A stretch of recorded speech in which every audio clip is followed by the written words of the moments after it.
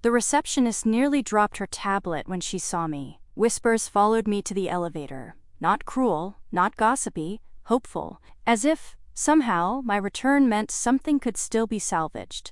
I stepped off on the executive floor. Caleb was waiting just inside the boardroom, alone. He didn't rush toward me. He didn't speak. He simply stood, hands at his sides, and waited. This time, I was the one who crossed the room first. I set the letter down on the polished table between us. "I'm not coming back to save you," I said quietly. "Or the company." He nodded once, silent. "I'm coming back," I continued, voice steady, "because I built this place too. And I won't let my own legacy be rewritten. Not by anyone. Not even you." Caleb's shoulders sagged, not in defeat, but in something closer to understanding. "Equal leadership," I said. "Real authority. Full decision-making power." "Of course," he said. And this time there was no hesitation. No hidden trap. Only truth. I studied him for a long moment. The brother I had fought beside, lost beside, and now, maybe, would rebuild beside. Not behind, not beneath, beside. I nodded once. Deal made. The city lights flickered to life beyond the windows, 1,000 glittering possibilities. And for the first time in a long, long time, I wasn't walking back into anyone's shadow. I was stepping into my own light.